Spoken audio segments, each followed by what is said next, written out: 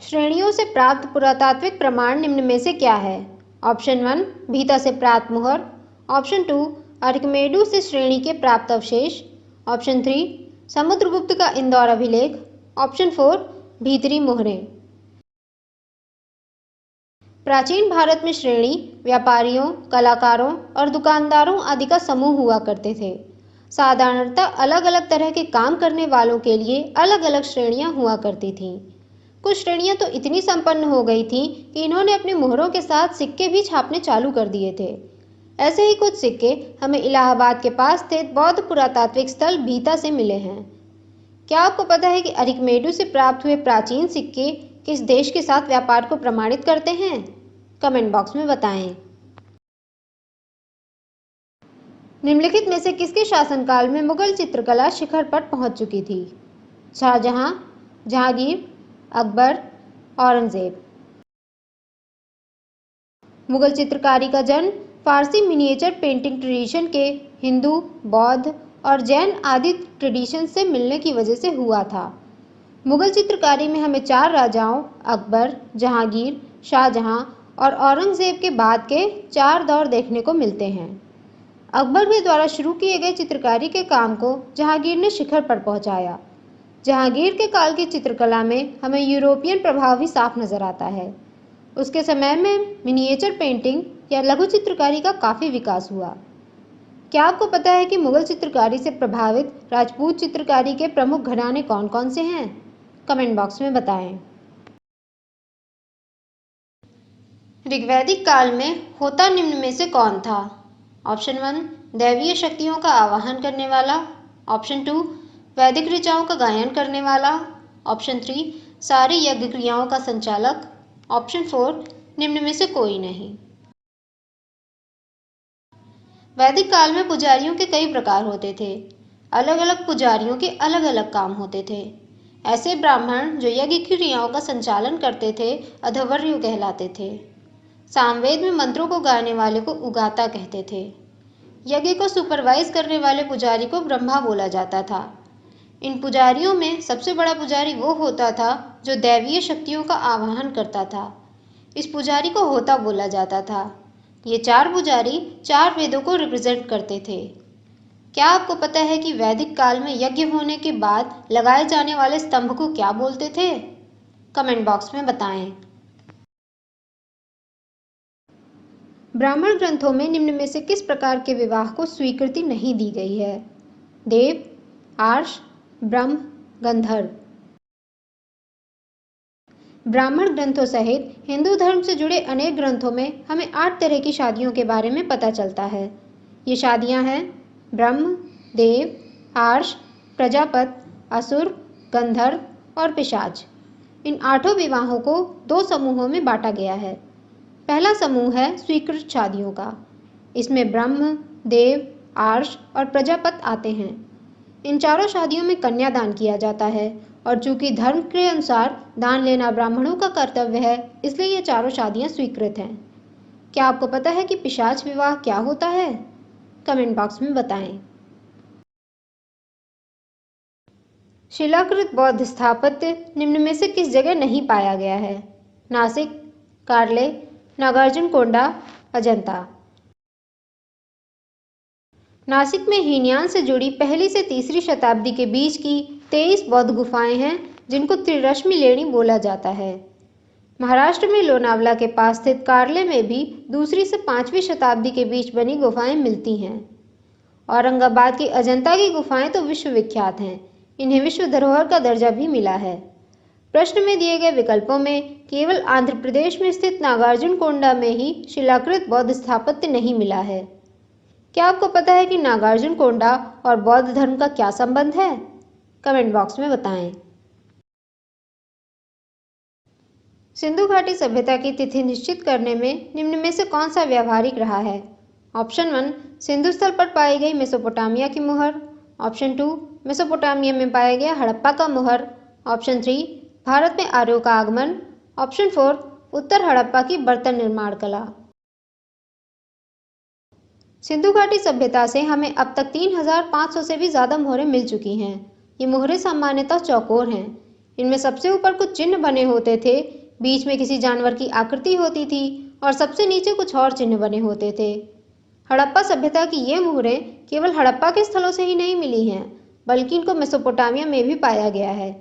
Mesopotamia से मिली मुहरों से हमें सिंधु घाटी सभ्यता के समय का सही से पता चल पाया था।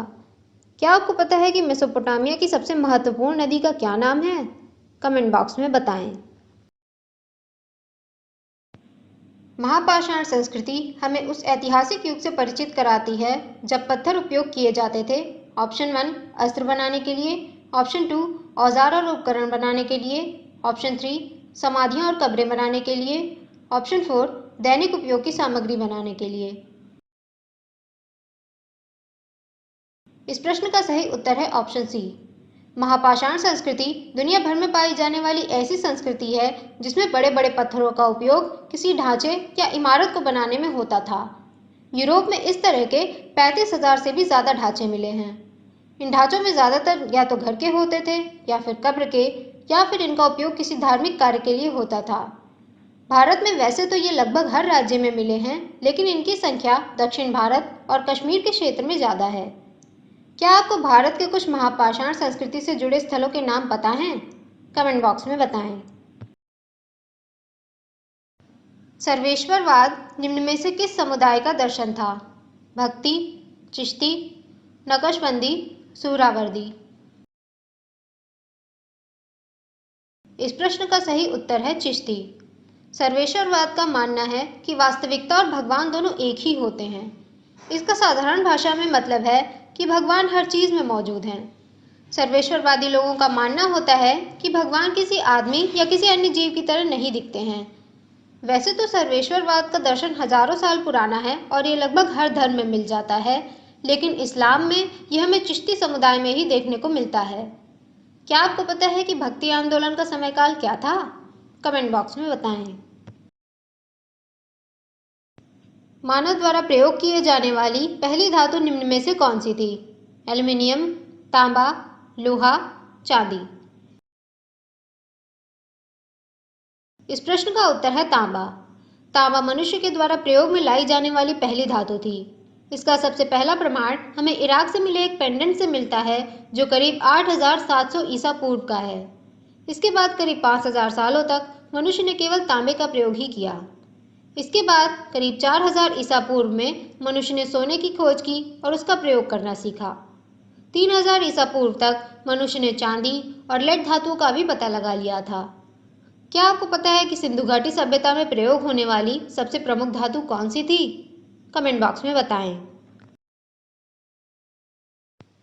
धातु से बने सिक्के निम्न में से किसके काल में सबसे पहले प्रकट हुए? हड़प्पा सभ्यता में, उत्तर वैदिक काल में, बुद्ध के काल में, मौर्यों के काल में। इस प्रश्न का उत्तर है बुद्ध के काल में। हालांकि सिंधु घाटी सभ्यता में लोग तांबा, सोना, चांदी और कई अन्य धातुओं की जानकारी रखते थे, लेकिन सिंधु घाटी सभ्यता में वस्तु विनिमय या बार्टर सिस्टम का प्रयोग होता था। वैदिक सभ्यता भी ग्रामीण सभ्यता थी जिसमें बार्टर सिस्टम प्रयोग होता था। बाद में महानगरों के काल में यानी बुद्ध के समय में शहरीकरण बढ़ने के साथ ही व्यापारियों द्वारा कुछ पंचमार्क मुद्राएं जारी की जाने लगी और ये धातु के बने पहले सिक्के बने। क्या आपको पता है कि पंचमार्क सिक्के कैसे बनते थे? कमेंट बॉक्स में बताएं। निम्न में से कौन सा विकल्प विजयनगर में सती प्रथा के लिए उपयुक्त है? ऑप्शन 1 मुक्त स्वीकृति, ऑप्शन 2 केवल ऊपरी तबके तक सीमित थी, ऑप्शन 3 समाज के कुछ हिस्सों में ही प्रचलित थी, ऑप्शन 4 इनमें से कोई नहीं। इस प्रश्न का उत्तर है ऑप्शन 3। विजयनगर साम्राज्य में औरतों की दशा के विषय में हमें अनेक जानकारियां मिली हैं। उस समय देवदासियों का जीवन सम्मानजनक होता था और उनको राज्य से जमीन और सेविक मिला करते थे। विधवाओं की दशा दयनीय थी, लेकिन उनको दोबारा शादी करने का अधिकार था। समाज में सती प्रथा या सहगमन प्रथा का चलन था, लेकिन ये प्रथा समाज के कुछ हिस्सों में ही प्रचलित थी। क्या आपको पता है कि विजयनगर साम्राज्य के अंतर्गत कुल कितने वंश आते हैं? कमेंट बॉक्स में बताएं। विजयनगर की गणिकाओं के बारे में निम्न में से कौन सा कथन सत्य है? ऑप्शन 1 विलासी जीवन व्यतीत करती थी, ऑप्शन 2 सरकार से अनुमति लेनी पड़ती थी। ऑप्शन 3 बहुत कम थी। ऑप्शन 4 इनमें से कोई नहीं। इस प्रश्न का उत्तर है ऑप्शन 2। विजयनगर साम्राज्य में वेश्यावृत्ति वैधानिक थी और इस पर टैक्स लगता था। गणिकाओं का समाज में सम्माननीय स्थान था। कृष्णदेव राय ने खुद ही एक गणिका चिन्ना देवी से शादी की थी और उन्हें रानी का दर्जा दिया था। गणिका दो तरह की होती थी। पहली तो वो जो मंदिरों से जुड़ी होती थी और दूसरी जो स्वतंत्र जीवन यापन करती थी। इन सभी गणिकाओं को सरकार से अनुमति लेनी पड़ती थी। क्या आपको पता है कि विजयनगर साम्राज्य में कौन सी कुप्रथाएं प्रचलित थीं?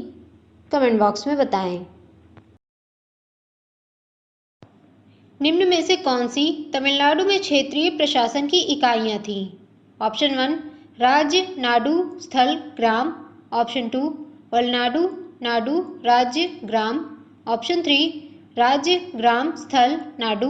ऑप्शन 4 वलनाडु, राज्य, ग्राम, स्थल। इस प्रश्न का उत्तर है ऑप्शन 1। विजयनगर साम्राज्य 6 भागों में बटा हुआ था। राज्य को प्रांत कहा जाता था।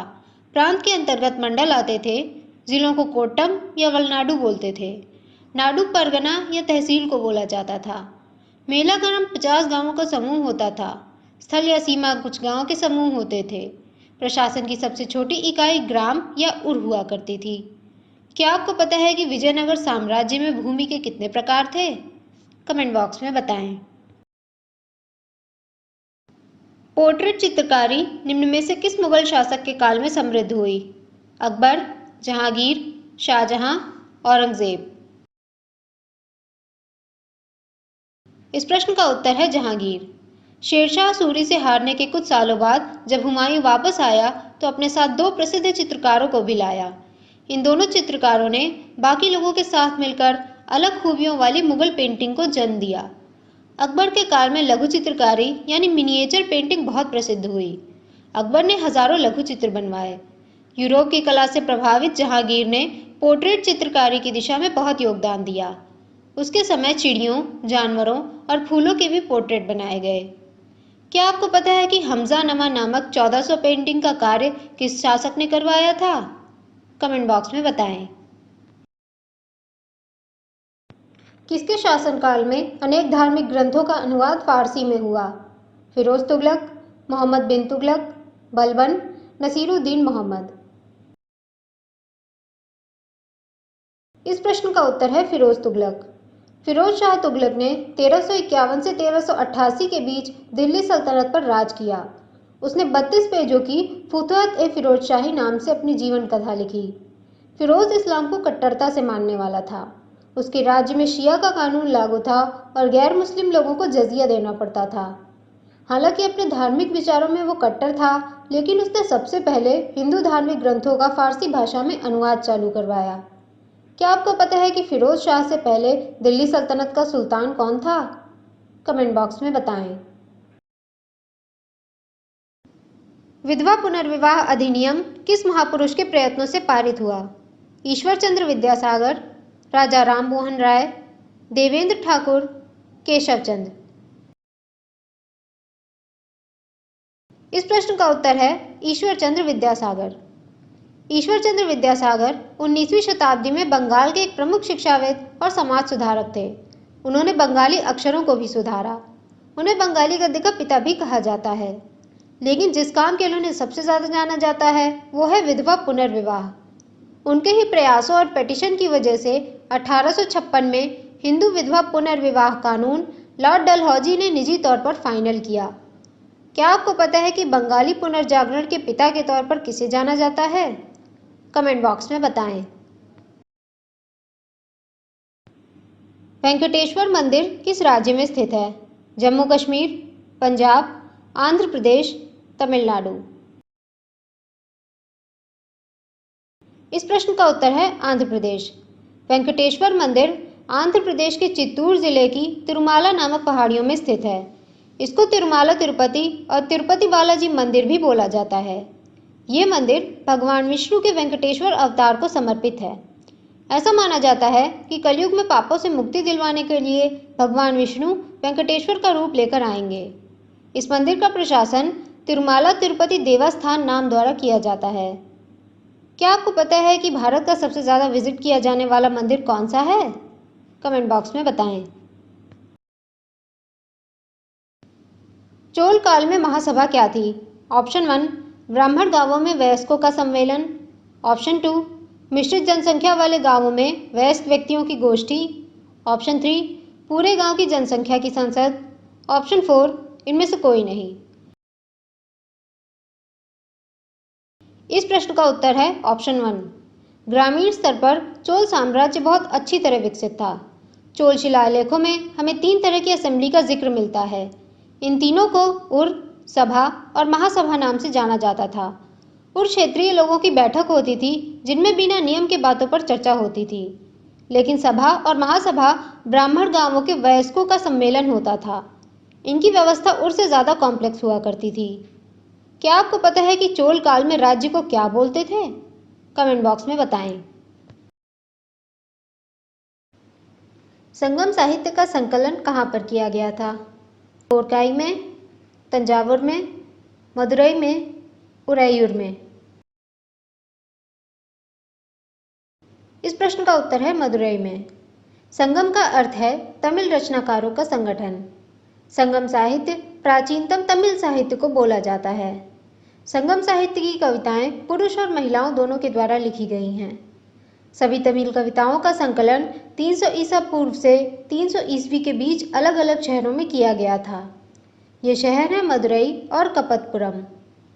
क्या आपको पता है कि संगम रचनाओं में अहम और पुरम का क्या अर्थ होता है? कमेंट बॉक्स में बताएं। मोहनजोदड़ो से प्राप्त विशाल भवन क्या था? स्नानागार, अन्न भंडार, बैरक, असेंबली हॉल। इस प्रश्न का उत्तर है अन्न भंडार। मोहनजोदड़ो ईसा से 2500 साल पहले पाकिस्तान के सिंध प्रांत में निर्मित सिंधु घाटी सभ्यता के प्राचीनतम स्थलों में से एक है। इसकी खुदाई 1924-25 में हुई। यहाँ पर हमें मृतकों का टीला, स्नानागार, कांसे की नर्तकी, दाढ़ी वाले साधु की मूर्ति और पशुपति की मुहर मिली है। लेकिन यहाँ खुदाई में मिला सबसे बड़ा भवन अन्नगार था। क्या आपको पता है कि मोहनजोदड़ो की खुदाई किस खोजकर्ता ने करवाई थी? कमेंट बॉक्स में बताएं। हड़प्पा सभ्यता में कौन सा पशु अज्ञात था? हाथी, गाय, अश्व, कुत्ता। इस प्रश्न का उत्तर है अश्व। सिंधु घाटी सभ्यता में लोग शाकाहारी भोजन के साथ ही साथ मांसाहारी भोजन भी करते थे। मांसाहार और अन्य दूसरे कामों के लिए इस सभ्यता के लोगों ने कुत्ते, बिल्ली, गाय, बैल, मुर्गे, सूअर, ऊंट और भैंस पाली हुई थी। ऐसा माना जाता है कि इन्होंने एशियाई हाथी को भी पालतू बनाया था। एक जानवर जिसका हड़प्पा वालों को ज्ञान नहीं था वह है घोड़ा। घोड़े के हड़प्पा सभ्यता में होने के हमें कोई भी सबूत नहीं मिले हैं। हाँ, 1 या 2 जगह पर हमें घोड़े के अवशेष जरूर मिले हैं। क्या आपको पता है कि हड़प्पा सभ्यता के लोग मेसोपोटामिया से किन चीज़ों का व्यापार करते थे? कमेंट बॉक्स में बताएं। निम्न में से किस चीज़ का प्रयोग हड़प्पा काल में नहीं होता था? इक्का गाड़ी, कांस्य, तांबा, धातु की विनिमय मुद्रा। इस प्रश्न का उत्तर है धातु की विनिमय मुद्रा। सिंधु घाटी सभ्यता एक कांस्य युगीन सभ्यता है। इस समय के लोगों को सोना, चांदी, कांसा और तांबा जैसी अनेक धातुओं का ज्ञान था। इस सभ्यता के अनेक स्थलों से हमें बैलगाड़ी या इक्का गाड़ी भी मिली है। लेकिन इस सभ्यता के लोग धातु की मुद्रा प्रयोग में लेते थे या नहीं, इस बात पर इतिहासकारों में मतभेद है। ज़्यादातर का मानना है कि ऐसा नहीं होता था, लेकिन कुछ इतिहासकार मानते हैं कि यहाँ से मिली मुहरें हो सकता है मुद्रा के तरह प्रयोग की जाती रही हों। क्या आपको पता है कि सिंधु घाटी के किस स्थल से हमें खिलौने की बैलगाड़ी मिली है? कमेंट बॉक्स में बताएं। ऋग्वेद के मंडलों की कुल संख्या कितनी है? 9, 7, 10, 17। इस प्रश्न का उत्तर है 10। हिंदू धर्म की सबसे प्राचीन पुस्तक ऋग्वेद में कुल मिलाकर 10 मंडल हैं। इन 10 मंडलों में से पहले और 10वें मंडल सबसे बाद में जोड़े गए हैं। बाकी के 8 मंडल प्राचीन माने जाते हैं। इन 10 मंडलों को कुल मिलाकर 10,600 मंत्र और 1,028 सूक्त हैं। ऋग्वेद की भाषा पर रिसर्च करके पता लगाया गया है कि इसकी रचना भारत के उत्तर पश्चिमी इलाके में 1500 से 1000 ईसा पूर्व के बीच की गई थी। कुछ लोग इस समय को 1900 से 1200 ईसा पूर्व भी बताते हैं। क्या आपको पता है कि ऋग्वेद का कौन सा मंडल सोम को समर्पित है? कमेंट बॉक्स में बताएं। ऋग्वेद काल में कौन से देवता अज्ञात थे? इंद्र, वरुण, अग्नि, शिव। इस प्रश्न का उत्तर है शिव। ऋग्वेद काल में प्रकृति के प्रतिनिधियों के रूप में 3 प्रकार के देवताओं की पूजा होती थी। आकाश के देवताओं में सूर्य, धौस, वरुण, मित्र, पूषण, विष्णु, उषा, आदित्य आदि आते थे। अंतरिक्ष के देवता में इंद्र, रुद्र, मरुत, वायु, पर्जन्य आदि थे। पृथ्वी के देवता अग्नि, सोम, पृथ्वी, बृहस्पति, सरस्वती आदि थे। इस प्रश्न में दिए गए विकल्पों में शिव की पूजा नहीं होती थी। क्या आपको पता है कि पर्जन्य और पूषण किन चीजों के देवता थे? कमेंट बॉक्स में बताएं। निम्न में से कौन सी प्रथा ऋग्वेद काल से संबंधित नहीं है? बाल विवाह, विधवा विवाह, नियोग प्रथा, कार्य के अनुसार वर विभाजन। इस प्रश्न का उत्तर है बाल विवाह। ऋग्वैदिक समाज में स्त्रियों की दशा काफी अच्छी हुआ करती थी। लड़कियों का उपनयन संस्कार भी होता था। स्त्रियों में पुनर्विवाह, नियोग और बहुपति विवाह जैसी चीजें प्रचलित थीं। स्त्रियां यज्ञ में भाग लेती थीं और वेदों की ऋचाएं भी रचती थीं। समाज में पर्दा प्रथा, सती प्रथा और बाल विवाह जैसी कुप्रथाओं का प्रचलन नहीं था। कुछ कन्याएं आजीवन अविवाहित भी रहती थीं। इनको अमाजु कहा जाता था। क्या आपको पता है कि ऋग्वैदिक कालीन वस्त्रों को किन किन नामों से बुलाया जाता था? कमेंट बॉक्स में बताएं।